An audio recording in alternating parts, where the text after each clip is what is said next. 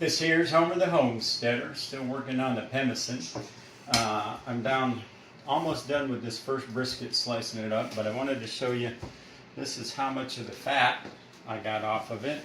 As you can see, there's not very much meat in there. Whoops! I'm going to throw that down on the floor.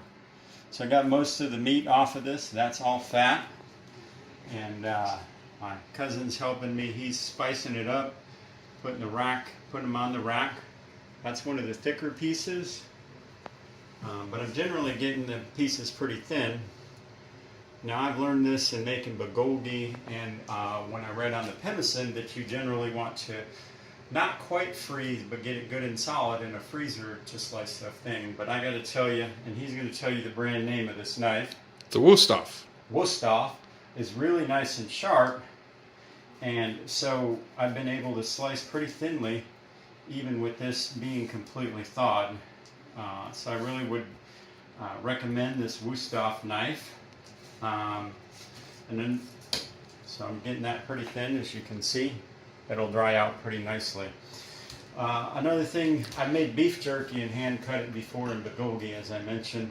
On the beef jerky, I usually try and cut across the grain so that it's not too tough. I did start with this with the grain because I'm going to put it in a grinder. So if you decide to make Pemmican, you can, or penicillin if you get a little mold in it. You decide to make Pemmican, you don't have to worry so much about cutting across the grain. You can just cut straight with the grain, and you'll be okay because you're going to put it through a grinder when it dries out. So we're just about done slicing this up. I think I'm going to end up having to render this out because, as you can see, it's as big as the pan, and if I go ahead and get the fat off this other brisket, it'll be too much. So I'm going to render that out. We're going to get this on the smoker and get started grilling. Just thought you'd like an update on the Appalachian Trail hike.